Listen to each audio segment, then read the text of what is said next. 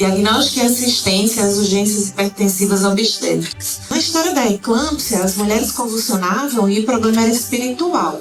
Imagine como o tratamento era quando o diagnóstico era um espírito. E eu estudando lá a história da eclâmpsia, o nosso primeiro autor, primeiro professor que disse eclâmpsia é eclâmpsia, deu nome. Foi Maurisot, que promoveu a manobra do parto pélvico, bota a cabecinha, a mão aqui, manobra de Maurisot modificada. E na época se tratava com ervas, né? Com chás. Imagine tratar a eclâmpsia com chás. Daí segue-se com Vasques e Nobecor, isso daqui no século XVII. Em 1897, Vasques e Nobecor botam o quê de acréscimo no nosso conceito? Que a eclâmpsia tem hipertensão. Parece tão óbvio hoje, mas foi 200 anos depois para poder acrescentar um item a um conceito e mudar um tratamento. A ACOG, em 2018, antes disso, nós acrescentamos, por volta de 2010, a proteinúria ao diagnóstico. E a ACOG definiu em 2018 outros critérios diagnósticos, que é o ponto-chave do nosso encontro de hoje. Todo generalista que estiver nessa sala tem que sair sabendo o que é pré-eclâmpsia.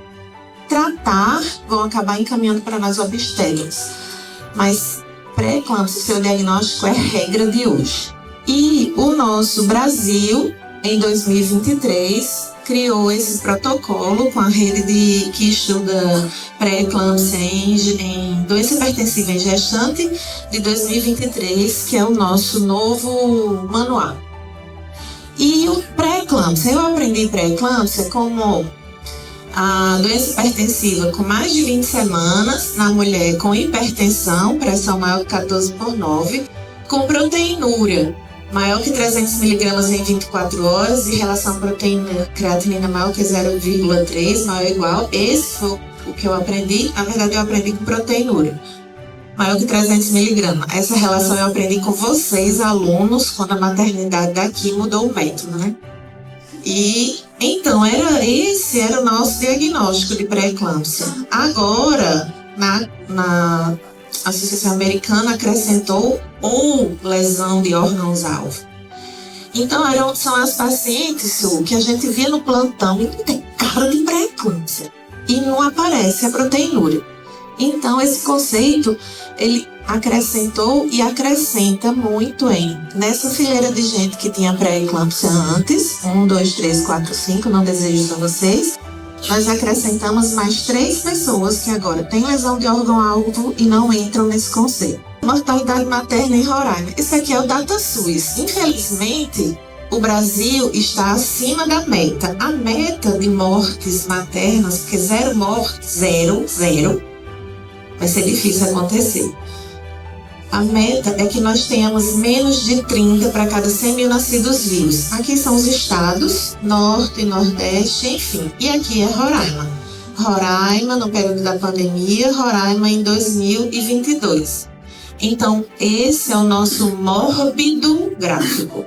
No nosso pré-natal, a gente tem estudado pré-natal. Estudamos em 2013 e estudamos agora em 2023, que é um dos artigos que vai sair de Souza e colaboradores da faculdade.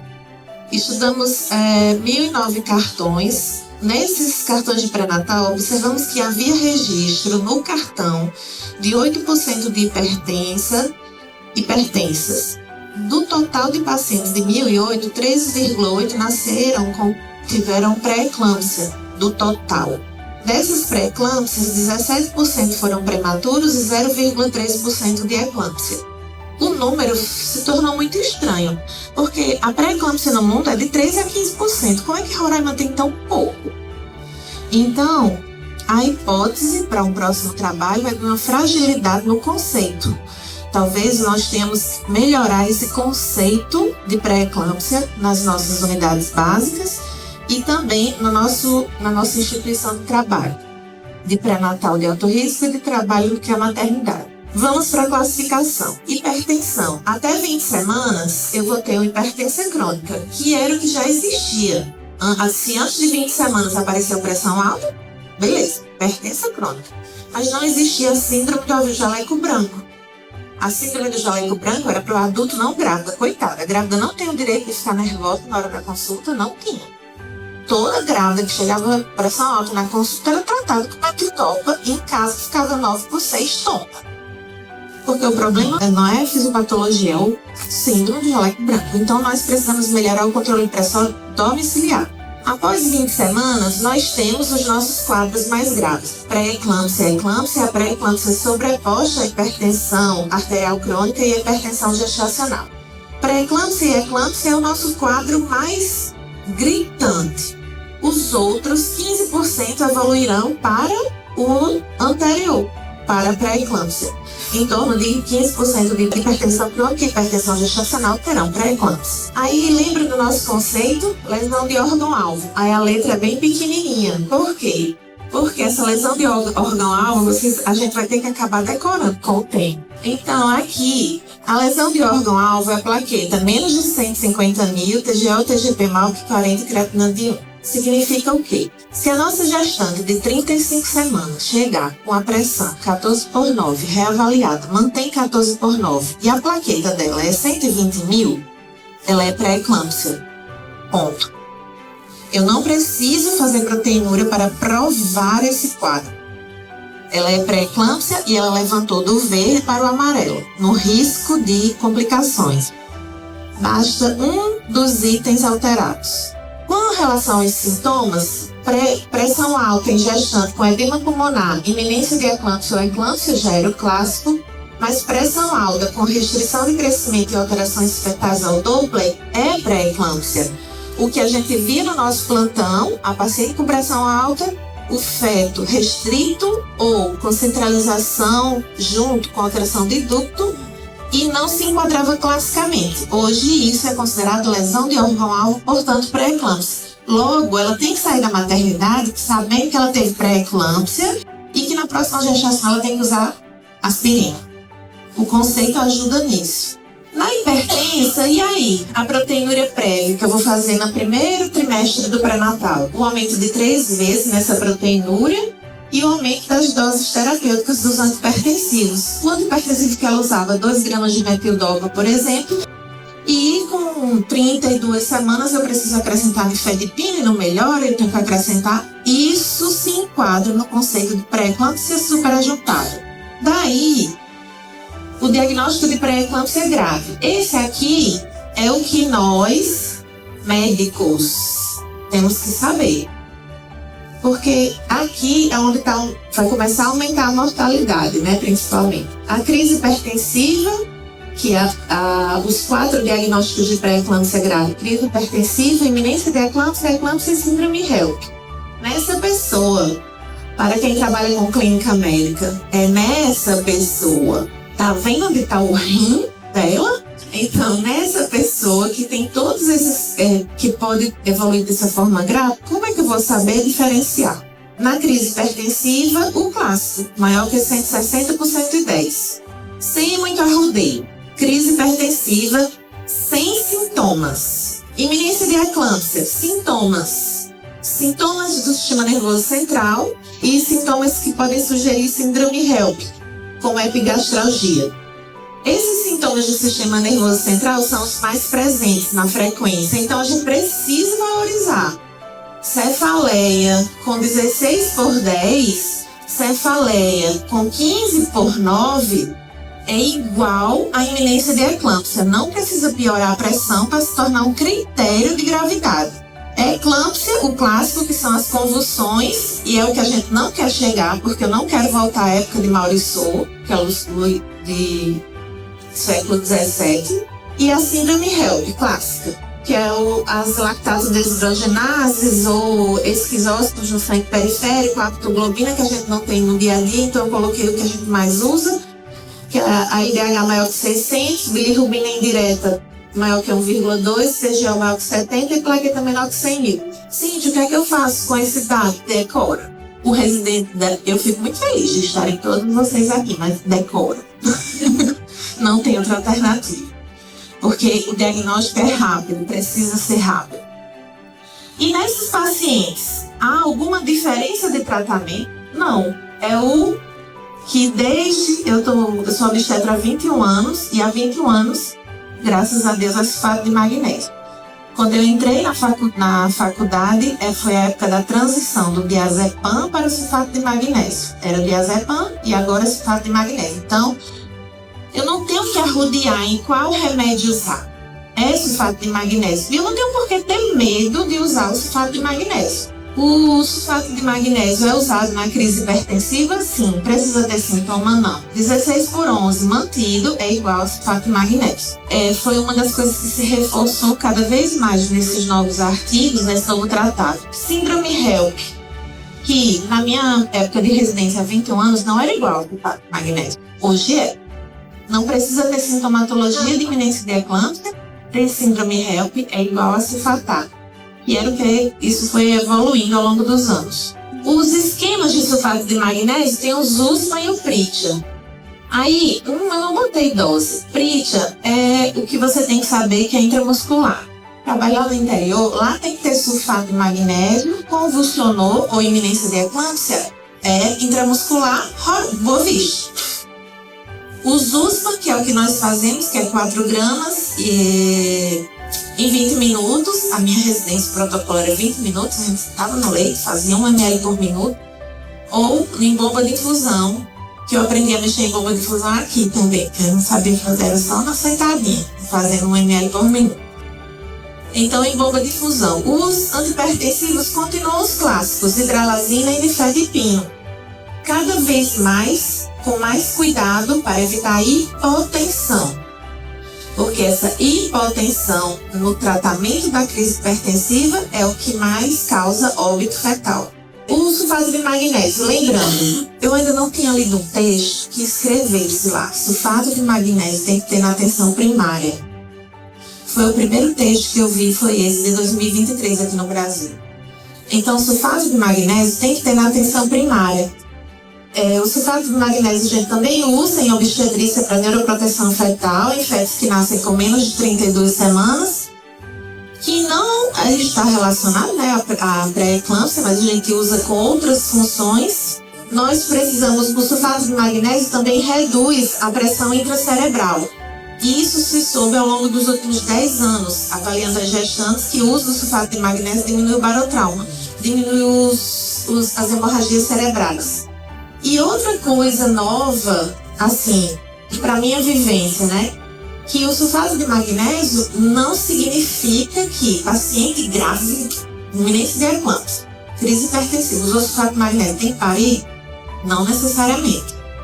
Não é tão causa e efeito como era o que eu tinha que a nossa vivência era essa, de botar o sulfato de magnésio, beleza, ó, vai embora, fez sulfato, tem que nascer, tem que ser. Então vão depender de vários fatores. Idade gestacional, você é o responsável pela placa, é? Então, a pressão sistólica tem que ficar entre 140 e 150 e a diastólica entre 90 e 100. Não é 80. Os fetos restritos que estão há muito tempo no ambiente hipertensivo, se eu promover a hipotensão rápida da mãe, eles vão a óbito. Então, é um equilíbrio diminuir essa pressão lentamente. E lembrando do gluconato de cálcio, que também tem que ter. Se a atenção primária vai ter sulfato, também vai ter que ter gluconato de cálcio, que a gente usa principalmente nos sinais de depressão respiratória, dentre outros, mas principalmente nesses. Manejo da pré-eclâmpsia grave, continuando algumas itens que as pessoas têm testado, que são... Esse aqui é o PIERS. A Inglaterra, o Canadá e os Estados Unidos tendem a fazer um fluxograma, um algoritmo para poder dizer quando é que essa gestante está mais grave, quando eu tenho que transferir para um centro terciário ou quando eu tenho que pensar em parir, mesmo prematuro. Nós não temos o hábito de uso no nosso ambiente de trabalho, eu imagino que não tinha. Então, mas é uma ideia que pode acrescentar e uniformizar condutas. mostrando o quê? Que mais de 30%, se esse full Pierce, que é o algoritmo, der maior que 30%, eu tenho um risco elevado de eclâmpsia ou de gravidade em 48 horas. Portanto, nós temos uma gestante que eu vou dizer para vocês. 32 semanas, sem dor torácica, com saturação adequada, com plaquetas de 100 mil, creatinina de 1 e transaminase de 40. Qual foi o percentual do algoritmo? 9%. Então, ela tem 9% de chance de piorar em 48 horas. Ela não é exatamente o quadro grave defendido pela literatura e pelo artigo. Se eu pegar e colocar dor torácica, que em obstetrícia, no geral, é estatisticamente provado que a gente não valoriza, porque está relacionado com infarto, pericardite ou miocardite. Se eu colocar só esse tópico, que é a dor torácica, esse cálculo aumentou para 25%. De novo, foi para 25%, pela presença da dor. E se eu colocar aqui no próximo tópico, eu mantive a dor torácica e eu baixei a plaqueta para 50 mil. Então, esse cálculo foi para 38%. Então, em 48 horas, ela é grave.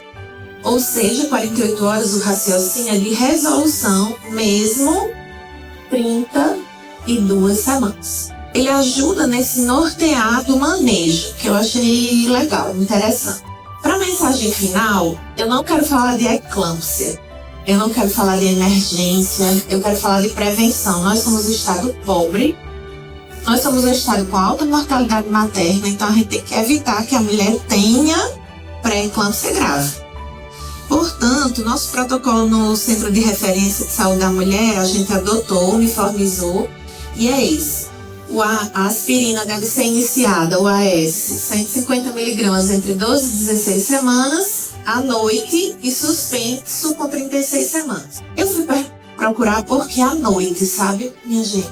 E não tem uma razão. Os pesquisadores em farmacologia estão tentando estudar. Mas eles estudaram de manhã, de tarde e de noite, e a estatística de 55 mil grávidas estudadas foi mais relevante à noite. Portanto, após 16 horas. Então é melhor decorar à noite, que é muita informação. Daí, nós somos esse estado, que é o estado que não tem acesso à calculadora de risco da Inglaterra, que é o Doppler de artérias uterinas. Só 10% da nossa população tem acesso a método suplementar, usam os sistemas privados. Então a gente tem que decorar, tem que saber isso aqui mesmo. Os fatores maiores que vão fazer uma gestante usar AS é a que teve pré-eclâmpsia anterior. Eu tive pré-eclâmpsia na gravidez anterior, estou grávida, aspirina. Gestação múltipla isoladamente, hipertensa, diabética, doença renal, doença autoimune, lúpus, trombofilia e tireoidite. Os fatores de risco moderado, que esses daqui são a maior população. Primigesta com mais de 40 anos, aumentou de 5% para 20% da população com mais de 40 anos que engravida na Inglaterra. Então, tem que perguntar a idade da mulher. E a primigesta com mais de 40 anos vai usar esse intervalo gestacional maior que 10 anos. Meu filho tem 17 anos e eu tenho 40 anos. Eu tenho que usar esse também, porque são dois fatores para poder descrever. O índice de massa corpórea de maior que 35, por exemplo, uma primigesta com IMC maior que 35 ou uma primigesta com mãe ou irmã com pré-eclâmpsia. Então, esse é a mensagem mais importante do nosso encontro de hoje, porque nós fazemos prevenção e temos que fazer prevenção. No serviço que a gente possa utilizar, aí a gente vai usar artérias uterinas e fazer a calculadora, que é disponibilizada no site da Fetal Medicine Foundation, que é um site em inglês, onde os riscos de pré-eclâmpsia são nas mulheres com risco maior do que 1 em 150.